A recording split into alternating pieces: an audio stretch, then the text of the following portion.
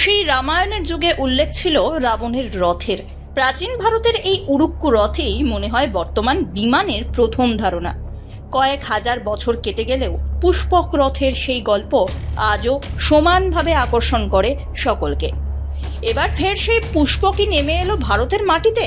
অবাক হচ্ছেন, কিন্তু এটাই সত্যি। ভারতীয় মহাকাশ গবেষণা সংস্থা ইসরো রবিবার পুনর্ব্যবহারযোগ্য লঞ্চ ভেহিকলের তৃতীয় অবতরণ সুসম্পন্ন করেছে সফলভাবে।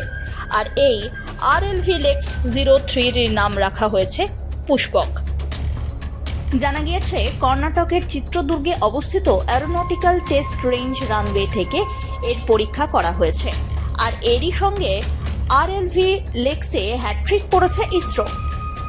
তবে কি এই পুষ্পক, এর কাজই বা কি জানেন? পুষ্পক আসলে একটি এমন মহাকাশযান যা সুনির্দিষ্ট অনুভূমিক অবতরণ সম্পাদন করে, চ্যালেঞ্জিং পরিস্থিতিতে উন্নত স্বায়ত্তশাসিত ক্ষমতা প্রদর্শন করে সর্বদা। RLV-LEX-এর উদ্দেশ্যগুলি সফল হওয়ার সঙ্গে সঙ্গে ইসরো RLV এবং ORV কক্ষপথের পুনর্ব্যবহারযোগ্য যানে যাত্রা শুরু করতে সক্ষম হবে। পুষ্পক মহাকাশযানের এই বিশেষ পরীক্ষামূলক মিশনটি মহাকাশ থেকে পুনরায় পৃথিবীতে ফিরে আসতে মহাকাশচারী কিংবা রোবটদের সাহায্য করবে।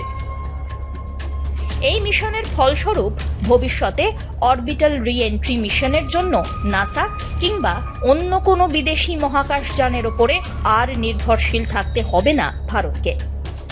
এই দিন পুষ্পককে ভারতীয় বায়ুসেনার চিনুক হেলিকপ্টার থেকে 4.5 কিলোমিটার উচ্চতায় ছেড়ে দেওয়া হয়। পুষ্পক রানওয়ে থেকে 4.5 কিলোমিটার দূরের একটি রিলিজ পয়েন্ট থেকে স্বয়ংক্রিয়ভাবে ক্রস রেঞ্জ সংশোধন কৌশল সম্পাদন করে। একই সঙ্গে রানওয়েতে একদম সুন্দর এবং সফলভাবে অবতরণ করেছে। কম লিফট টু ড্র্যাগ অনুপাত, অ্যারোডাইনামিক কনফিগারেশনের কারণে যে কোনো বাণিজ্য বিমান কিংবা ফাইটার প্লেনের থেকেও 320 কিলোমিটার প্রতি ঘন্টায় বেশি গতিবেগে অবতরণ করার ক্ষমতা রাখে পুষ্পক। এই যানের সফল পরীক্ষার ফলে ভারতীয় মহাকাশ গবেষণার ক্ষেত্রে তথা ইসরোর ক্ষেত্রে এক নতুন দিগন্ত খুলে গেল তা বলা বাহুল্য। Bureau report, one India Bangla.